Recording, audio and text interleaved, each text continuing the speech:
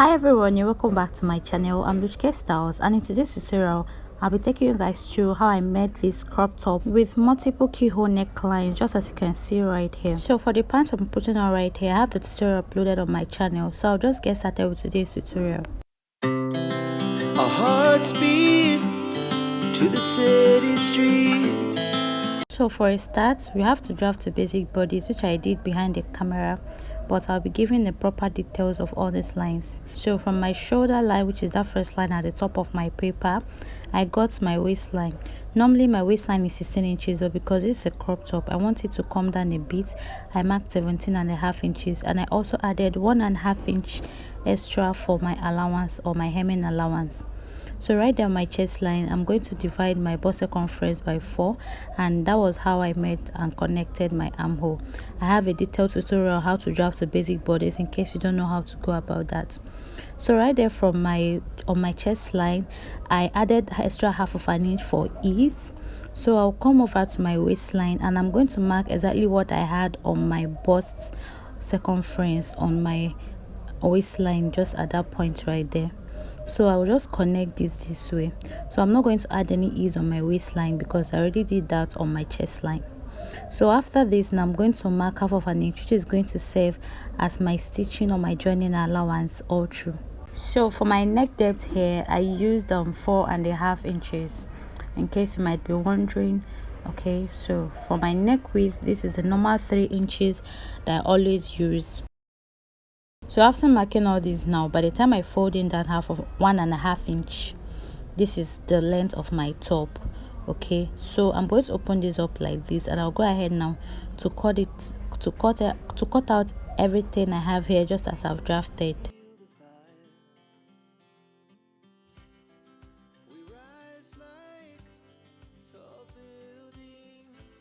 So watch properly so you know the part I'm cutting out. So I'm going to use this pattern paper to cut out from my back piece or my back top.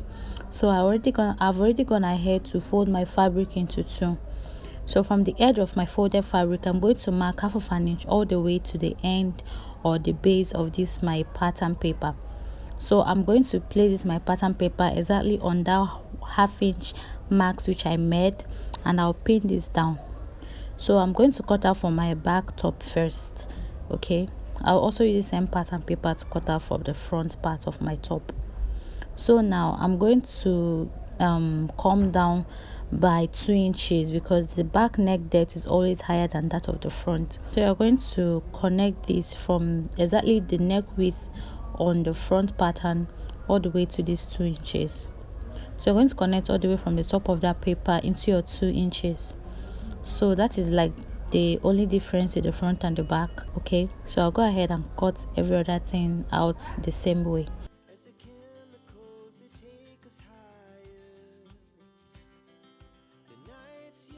So you can see I still have my pattern pinned on my fabric. I'll cut off the shoulder and also the armhole area. So the next, I'm going to come to the base of this my pattern, and I'm going to go by 6.5 inches. Okay, and I'm going to slant this way and cut this out, and now open up the back to separate the two back parts. So I'll remove my pins now, and I'm going to show you all what I have, and I'll also go ahead to cut out a facing for the back of my top. So I did this by folding my fabric into 2, and I'll trace out what I have on the neckline. So now on the shoulder, I'm going to measure out about 2.5 inches before I'll remove this my already cut out top, and I'll go ahead and trace out 2 inches following the shape of that my neckline, as you can see right here. So I traced out 2.5 inches, and I'll go ahead now to also cut this out exactly the way I already traced this, and separate the 2 pieces as well, because the back part of our dress is 2 pieces, okay, which only comes together as 1 because of the zipper will be fixing to it. So now move over to the front part. I'll complete the front part of our top. So remember that I have this my pattern paper folded into 2, right? So now from the neckline, I'm going to measure out how deep or how long I want my keyhole to be right here. So for me, I chose 3 inches. So you can see how I'm placing my tape, and I'm marking 3 inches all around this neckline, just from that my neck opening. Okay, so you watch properly, you see where I place my 3 inches and how I'm marking it all around on this my paper. So after this, now just go ahead to connect this using my free hand, or you can actually use your curve rule to do this.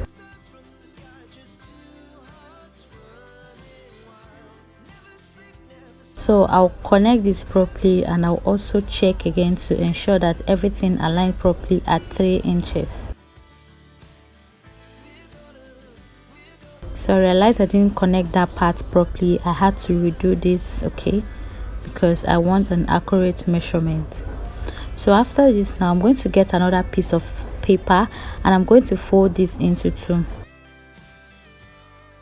So now from the edge of this paper, I'm just going to go up, by 3 inches first, and I'll make that point visible right there. So from the edge of my paper, I'm going to mark half of an inch. So you can see I've marked my half of an inch right there, and I'm going to make a connection from this base of my paper to that 3 inches. But before that, I went up by 1/4 of an inch from the half of an inch which I marked already. So now using my curved rule, I'm going to make a curvy connection just this way. So please place your curved rule very well, because we are trying to create a template for our keyhole. So I'm going to connect this way, as you can see. So this is how I want to create a teardrop kind of shape for my keyhole, right? So now from the 1/4 of an inch I went up by under half an inch, I'm going to make a curve to meet the end of my paper at the other side. As you can see, I've done right here. I believe everything is clear. So I'll now go ahead and cut this out. So here now, this is going to serve as a template for our keyhole, just like I've stated earlier, and we're going to be working with that now on our pattern paper. But okay, we're going to just open this up. So by the time you fold this your template and cut out, you have a crease line at the middle. So you're going to make sure that it aligns with the crease line we also have on the pattern which you drafted. Okay, so just like that, I'm going to trace this out using my marker on this neckline which I already marked out. So that was why I marked 3 inches, and the length of this template is 3 inches. As you can see that it's aligned properly. So if your neckline you marked is more than 3 inches, your template should also be the same length with that of the neckline you marked around. Okay, so you're going to determine the wideness you want in between this template. So for me, I marked 1 inch. Okay, so I have 1 inch spaces in between, and that is what I'm going to mark all around till I get to the end or to my shoulder area, and you're just going to stop right there. But it's not advisable to mark this on exactly your shoulder. Okay, so by the time I mark this last piece, I'm going to stop right there because I don't want to mark this on my shoulder. So I'm going to mark this all around at the both sides, and after that I'll just number this my 1 2 3 4 5 6 7. So I'll first of all go ahead to cut out the front piece of my top before I'll go ahead to cut this out to alter my pattern paper actually. So I pin this so it can stay in place and not shift from my fabric, and I'm going ahead to trace all the other sides. So I'll cut out everything exactly the way it is, as you can see right here. So after cutting out, I'll separate these two pieces, and I'm going ahead now to open this up so you can see what I have. So back again to my pattern paper, I'm going to cut off these 3 inches new neckline which I created right here. So I'm following exactly the way it is, the shape. So I would need to have a duplicate of this because I'll be working with it later on, which I'll also explain to you why you should have a duplicate of this exact neckline. Okay, so I also use the same pattern I have because I'm done cutting or tracing out with my pattern paper, right? So after that, I'm going to keep all of this aside so that I can cut out a facing for my top. You can actually use a lining piece if you want and turn it out totally, but I use the facing. But during the course of this, my camera stopped recording and this is what I had. So what I marked here was 3 inches. So I marked twice of the length of my template or my keyhole, right? So now I will spread out my fabric this way, my top, and I'm going to face my facing right side facing my top. I'm going to face it this way and arrange it properly on the shoulder area and also on the neckline. So the next, I'm going to get this my neckline, this other pattern, this my pattern, and I'm going to make sure that it aligns as well. Please overlook the fact that my facing was a bit long on the shoulder. I'll just trim that off later on. So I went ahead to place it exactly on my fabric just this way, and I'm going to stitch on exactly all this line on top of this marker. Okay, so you can see me demonstrating right there. So I make stitches all around on top of this marker. So I've gone ahead to do all of that, and you can see after pinning this actually. Okay, so after this now I'm simply going to cut this out following the shape of this template I have right here. So you're not going to cut exactly on top of the stitches you made. You're going to go in by at least quarter of an inch, just as I've demonstrated here using this pin, and I hope that it was visible enough.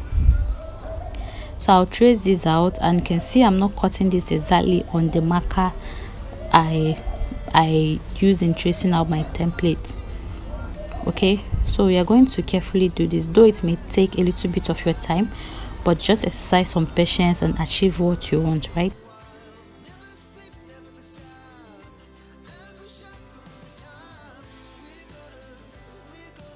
So this is what I will do, and I'm done cutting out for all of these keyholes or these necklines, and I'll go ahead now to remove this my pattern paper, and I'll remove everything entirely, and I'm going to turn this out. And after turning this out, I'll go ahead and give this a very nice and good ironing, right?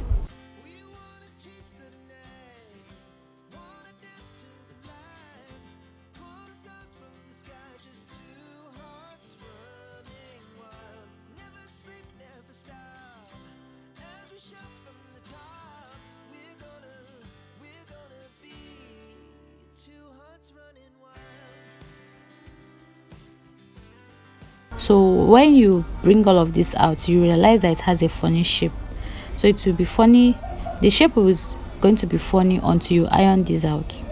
So if you force all of this out just the way I'm doing right here, you will now go ahead and iron this flat. So just continue watching and you understand everything I'm going to do right here. So while you are ironing, please do ensure that you place this properly so that you are going to have a perfect neck just as you have drafted. So you can see this is what I have looking all nice and beautiful. So right now we are going to work with that duplicate of the neckline which was created earlier.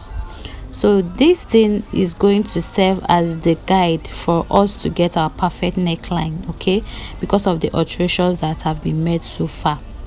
So you are going to place all these your necklines, this new created neckline, these keyholes, you're going to place it all around this and make sure that it aligns properly on the two shoulder area, because if you don't make use of these duplicates, you might end up having a smaller neckline than the original one, and it will not align with your back top on the shoulder. So I hope you understand what I mean. So I placed this on my duplicated neckline, and I went ahead to pin. So you're going to make sure that it aligns very well even on the shoulder area, right? So I'm going to cut out a bias that I'll be using to pipe the neckline in order to cover up these rough edges. So right side facing this my neckline, I'm going to pin, and note that my paper is underneath my fabric under, right? So after pinning this on the neckline area, I'll go ahead and make a first stitch all the way from one shoulder to the other. So you can see I went ahead to do that right now, and I'm going to flip this to the back, which I'll go ahead now to also remove this paper. So working with your paper, to achieve this type of neckline is very necessary and essential. So after that, I'll flip this back to the front and show you how to stitch this. So you're actually going to make your first fold on this your bias. So you're going to make your first fold like this to fold in the rough edges, and then you cover this up. So I was looking for a better way to actually make you all to see this properly. Okay, so you fold in first and fold in again, making sure that the rough edges are inside and the hair of this bias is covering it up. So you're going to fold this like this, and you're going to stitch on top. So you're going to fold in such a way that the two piping are going to be together, and you stitch on top to cover up the roughness on the neckline. So this is it. After piping, I also went ahead to iron this and give this a very nice pressing or ironing. So I'm going to join this my front piece and my back piece on the shoulder, and I've already stitched my facing for my back piece, but I didn't stitch up to the zipper area. Okay, so I've had tutorials on how to properly stitch your zipper to your back part of your dress so that you have a very neat finishing, right? So I'm going to join this on the shoulder area, and I'm with half of an inch, and I'll also join the sides using half of an inch as well. So make sure you arrange this properly so that it aligns. Okay, so I'm gonna ahead to do this now. The next thing is to use my hemming comb to hem the facing so that it sticks, right? So after that, I'm going to hem the base of my top by folding in the 1.5 inches, and from that 1.5 inches I'll fold in about half of an inch. So I've gone ahead to do that, and you can see what I have. I also went ahead to iron this out. So the next thing is to fix the zipper. So the type of zipper you fix to this top is actually the one that can zip and open up entirely, just as I've shown you right here. So to fix this my zipper, you can see that I started from the base of my top to actually pin my zipper right side facing my fabric. Okay, so this is to enable you to open this very well while you want to put it on, right?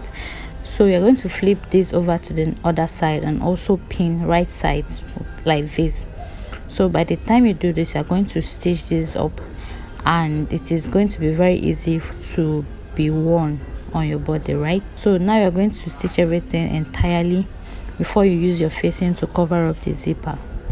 So now after stitching, this is what I have, and you can see the neat finishing I have right there, even on my facing. So the next thing is to cut out so I'm going to cut out the sleeve of my top. So I actually worked with a sleeve length of 9 inches right here. So for that piece which I attached to the side of my sleeve, I went ahead to cut out this piece which is 6 inches long, and on fold I have about 1.5 inches.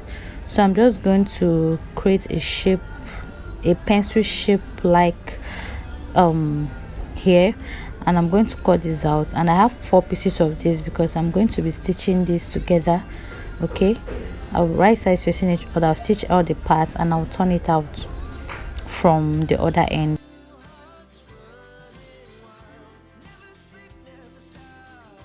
As you can see, I've done right here. So now for my sleeve, I'm going to bring the base of my sleeve and I'll notch the middle, and I'll go ahead now to fold it in because I left 1.5 inches for hemming. So on that middle point where I notched, I'll make a mark to indicate that's the middle of my sleeve. So I'm going to actually do the same thing for this piece I have right here, and I'm going to fold in half of an inch from my sleeve out of the 1.5 inches, and just like that I pin this piece I have to the middle part of this my sleeve. So by the time I stitch, I'm going to turn this out, and this is what it will look like at the front part, and also fix my sleeve to this my top so you can see what I have. So this is it, and I went ahead to iron everything very flat. So by the time I fix my button, which I'm yet to do, it's going to come out really nice. Thank you all so much for watching, and I hope you found this tutorial helpful. If you are yet to subscribe, please kindly do so, and I hope you try this out because this top is very beautiful. And I also made a pants, and this served as a two-piece for me, and I really loved the outcome. And I also went ahead to hem this. Thank you all so much for watching. See you guys in my next one. Bye.